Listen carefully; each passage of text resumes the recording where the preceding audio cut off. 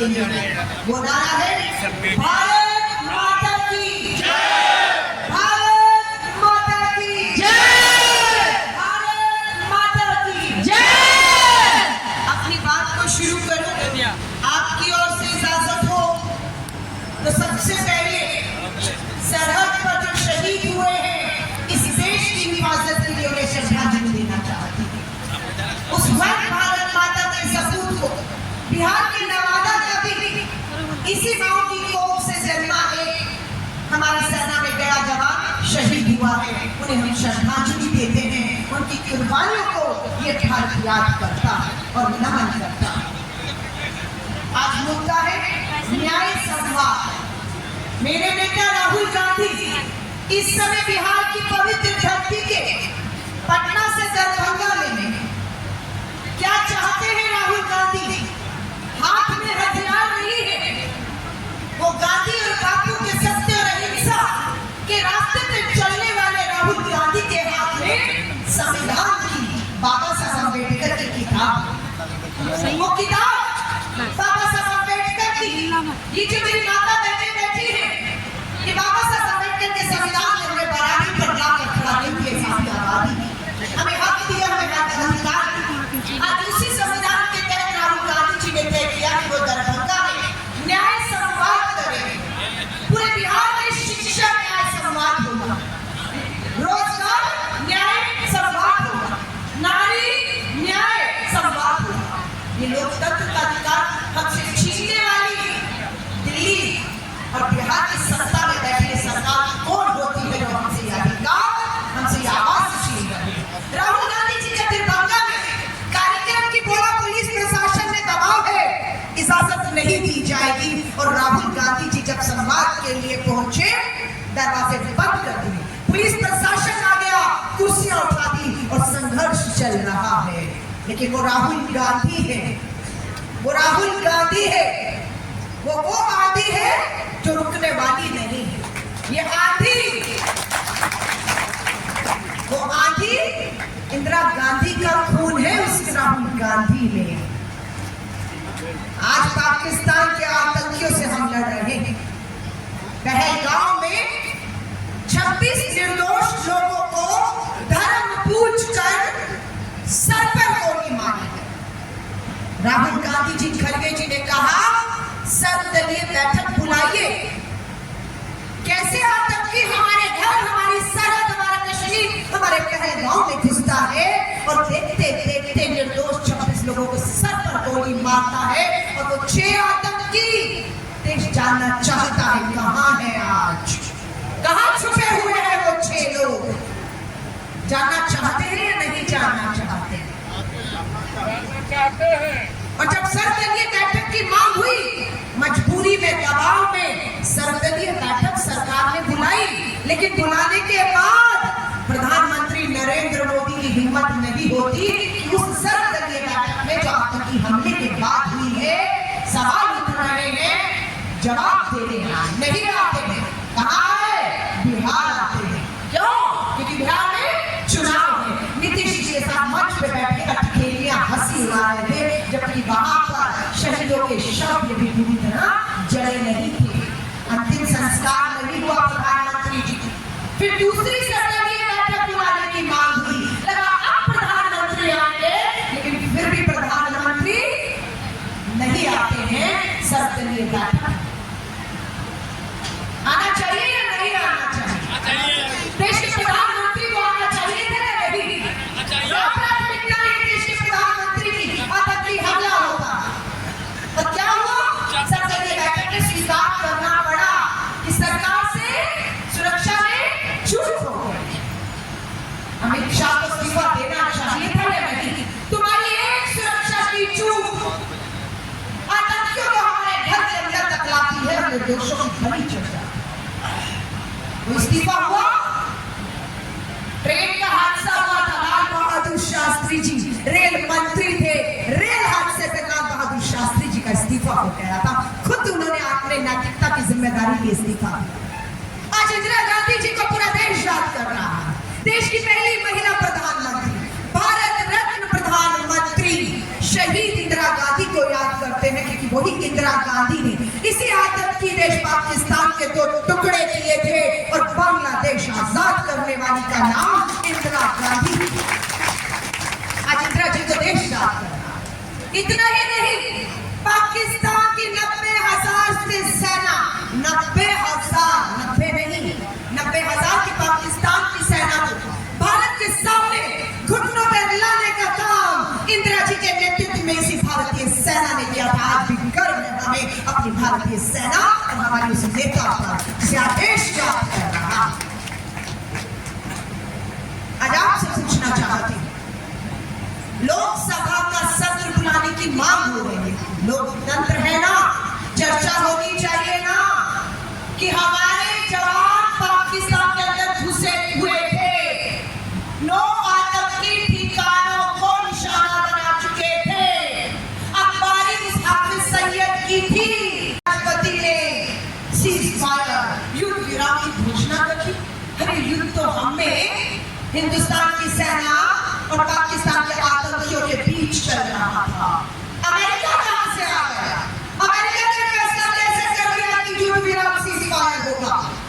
आज अमेरिका का राष्ट्रपति देश में और विदेश में सऊदी अरब में जाकर कहता है कि मैंने दोनों देशों के अध्यक्षों से बात की और कहा व्यापार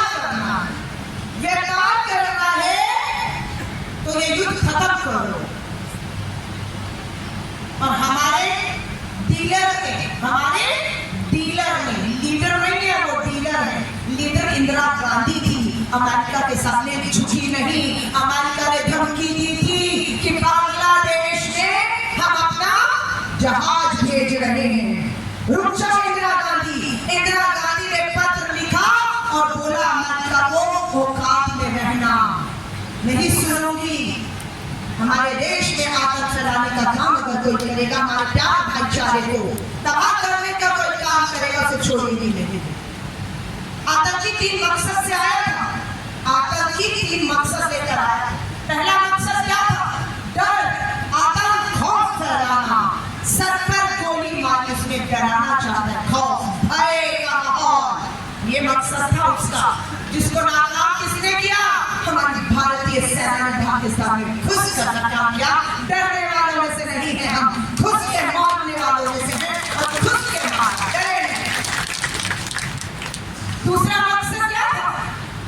दूसरा मकसद कश्मीर, जो अपने पांव पे खड़ा होगा। भारत माँ का ताज है कश्मीर हमारा, उस भारत माँ के ताज आन बान शान कश्मीर, कश्मीरियत उनकी रोजी रोटी आजीविका पर हमला करने की सोची थी, ताकि एक बार फिर कश्मीर के लोग भटके, लेकिन भटके नहीं। कश्मीर और कश्मीरियत सड़कों पर थी, मिसाल और कैंडल मार्च किया आतंकवाद के खिलाफ, नारे लगे पाकिस्तान मुर्दाबाद, हिंदुस्तान जिंदाबाद उस कश्मीर में। तीसरा मकसद क्या था? तीसरा मकसद जब उसने धर्म पूछा, जब उसने आतंकी ने धर्म पूछा और धर्म पूछकर सर पर गोली मारी, उसका तीसरा मकसद था, उसे पता था इस देश में ऐसी सरकार बैठी है जो हमारी सोची कि मैं भी धर्म पूछता हूँ, मैं भी धर्म पूछकर गोली मारता हूँ और उसके बाद इस देश में धर्म की आग लग जाएगी और यहाँ पर धार्मिक उन्माद हो जाएगा। सलाम करती हूँ हिंदू और मुस्लिम को, पाकिस्तान के आतंकी के मंसूबे को भारत ने एकता के साथ आगे बढ़ते हुए नाकाम कर दिया। नहीं पूछा गया धर्म और नहीं मारी गई गोली, जो हिंसा सांप्रदायिक दंगे यहाँ सोच रहे थे भड़क जाए। कुछ कोशिशें हुई थी, हमारे कश्मीरी युवा जो रोजी रोटी की तलाश में हिंदुस्तान में मेहनत करता है, कुछ लोगों ने कोशिश की, उन पे हमले हुए, उनका धर्म पूछा गया, लेकिन हिंदुस्तान ने उनकी कोशिशों को नाकाम फेल। पाक ऑक्युपाइड कश्मीर, हमारा कश्मीर जिसमें पाकिस्तान का कब्जा है, क्या वो हमें मिल गया? शर्तें थी, युद्ध विराम, पाक ऑक्युपाइड कश्मीर भारत का हुआ? नहीं हुआ। क्या शर्त थी? हाफिज सैयद, पाकिस्तान का आतंकी आज भी सड़कों पर सम्मान हो रहा है और उनके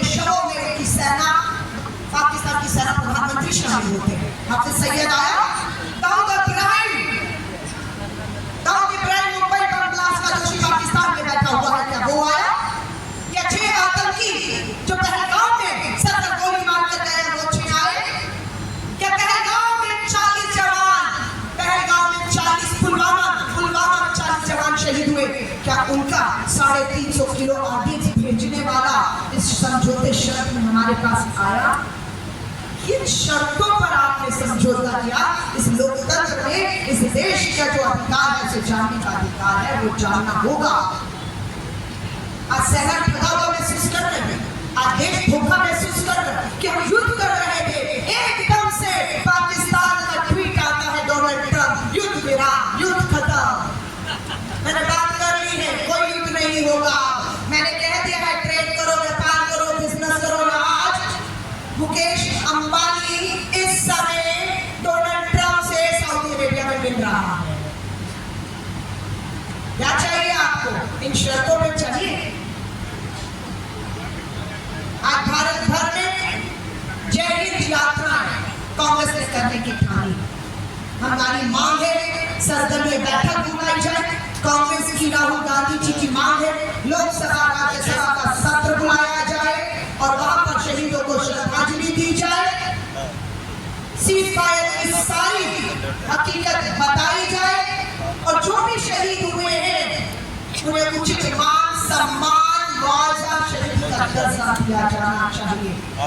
और इसी मांग के बाद भारतीय राष्ट्रीय कांग्रेस खड़ी है।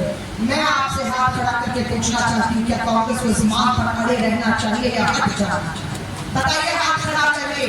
इस देश में लोकतंत्र है, संविधान के तहत बनी एक लोकसभा, चर्चा होनी चाहिए। मैं अब आपसे बात करूंगी युवाओं के रोजगार के बाद। इसी सेना देश की सुरक्षा से जुड़ा था। हमारे देश में अभी तक सेना की पक्की भर्ती होती थी। क्या होती थी? सेना की पक्की भर्ती। फिर मोदी सरकार आई और क्या कर दिया? सेना की पक्की भर्ती रद्द। अब सेना में पक्की भर्ती नहीं होती हमारे देश में। अब क्या होता है हमारे देश में? हमारे देश में ठेके पर 4 साल के अग्निपथ भर्ती योजना के तहत भर्ती किए जा रहे हैं। ठेके पर सेना का जवान, कितनी उम्र? 17 साल। कितना टाइम उसको 4 साल का। अब आपसे फिर पूछना चाहती हूँ, राहुल गांधी कहते हैं कि सेना की पक्की भर्ती को बहाल करें, ये ठेके की 4 साल की अग्निवीर की भर्ती योजना रद्द करिए। अब आपसे मैं पूछना चाहती हूँ, आप क्या चाहते हैं? अग्निपथ भर्ती योजना या सेना की पक्की भर्ती बहाल होनी चाहिए? हाथ खड़ा करके सेना की पक्की भर्ती की बहाल होने वाला समर्थन जो करते हैं, जो चाहते कि नहीं सेना की पक्की भर्ती बहाल होनी चाहिए, ठेके की नहीं 4 साल की भर्ती। तो ये हमारी मांगों को लेकर भारतीय राष्ट्रीय कांग्रेस पूरी तरह से आज जो हमें सड़कों पर, यहाँ पर हमारी बहुत सी बहनें आई हैं। 1 करोड़ 40 लाख बिहार में आजीविका दीदियां। ये क्या करती है आजीविका दीदी? जब मैंने पता किया, ये आंगनबाड़ी चलाती है, ये आशा वर्कर है, ये रसोइया मिड डे मील बनाती है सरकारी स्कूलों में, ये स्वयं सहायता समूह चलाती है, ये मेहनत की कमाई को पाई जोड़ती है और इतनी बेरोजगारी महंगाई में गुजारा करती है। यही है ना सच या नहीं? अब मैं उन आजीविका दीदियों की बात कर रही हूँ। महिला कांग्रेस की राष्ट्रीय अध्यक्ष, 30 साल हो गए राजनीति में। अभी अवधेश कुमार जी और मैं बात कर रहे थे कि जब मैं 19 साल में दिल्ली विश्वविद्यालय छात्र संघ का NSUI से अध्यक्ष पद का चुनाव लड़ी और 19 साल की उम्र में आज से ठीक 30 साल पहले मैं राष्ट्रीय दिल्ली विश्वविद्यालय की अध्यक्ष हो गई थी और तब मेरी आपसे पहली मुलाकात हुई थी। मुझे गर्व है कि आपको मैं आज से नहीं 30 साल से अवधेश जी आपको, आपके समर्पण को, आपकी सेवा को जानती हूँ और खुशी होती है कि आपके बेटे डॉक्टर शशि शेखर जी उसे उतना ही आगे बढ़ाने का काम करने में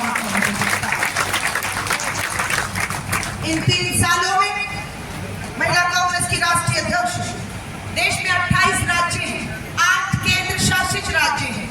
इन 36 के 36 राज्यों में हर राज्य में पिछले 1 साल में 1 महीने 2 महीने अनेकों बार हो गया।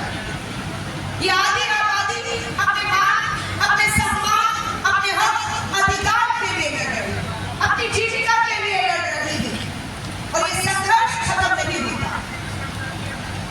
आज जब हम अपनी बेटियों के मान, सम्मान, सुरक्षा की बात करते हैं तो पता लगता है भाजपा का एक नेता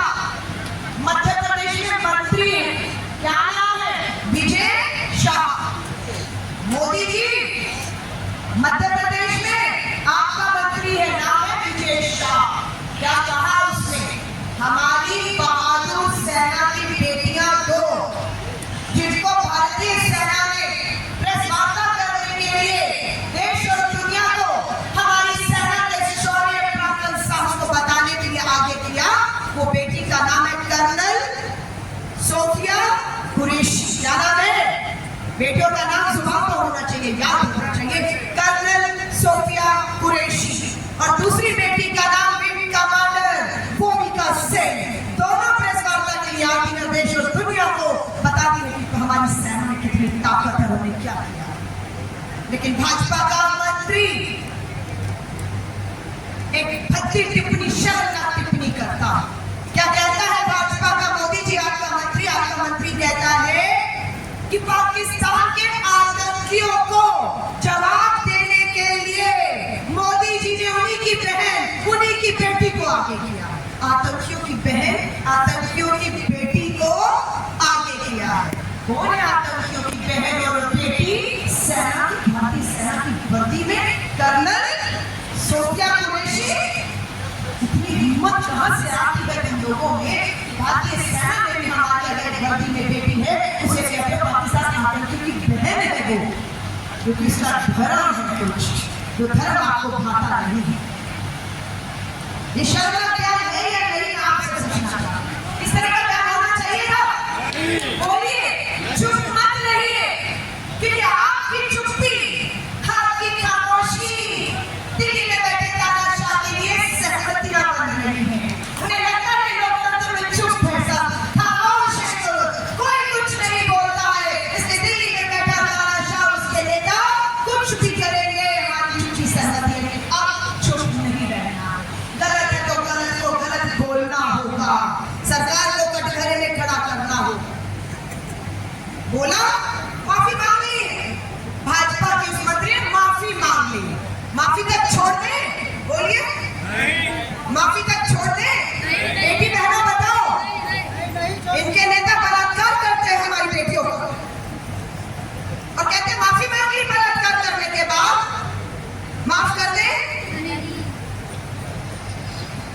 आज उसको कहा गया मंत्री पद से मोदी जी इस्तीफा दो, अभी तक मंत्री पद से इस्तीफा नहीं होता। पुलिस को कहा मध्य प्रदेश की एफआईआर करिए, महिला कांग्रेस पूरी महिला आयोग दफ्तर खड़ी हुई है, एफआईआर करिए। मध्य प्रदेश पुलिस की हिम्मत नहीं, अमित शाह का दबाव, मोदी का दबाव, एफआईआर नहीं होगी, कार्रवाई, माफी मांगी, बस खत्म था। लेकिन सलाम करते हैं मध्य प्रदेश हाईकोर्ट को। मध्य प्रदेश हाईकोर्ट का फैसला आया और पुलिस को बुलाकर फटकार लगाकर कहा इस मंत्री की भद्दी टिप्पणी के खिलाफ एफआईआर करो। सलाम करते हैं, धन्यवाद करते हैं मध्य प्रदेश हाईकोर्ट को।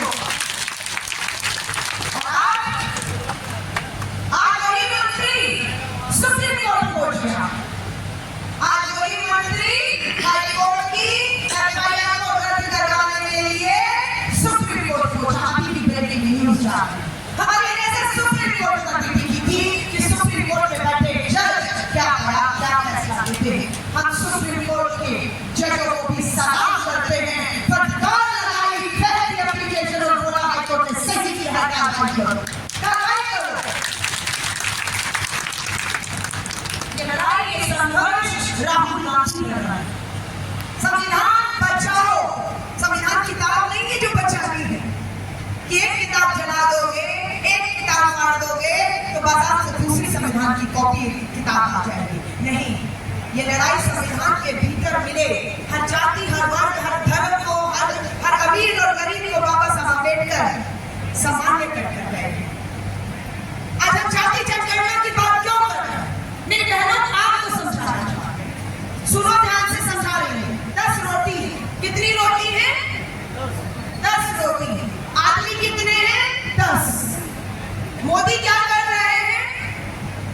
10 में जिसकी जितनी आबादी, एक आदमी एक रोटी खा सकता है,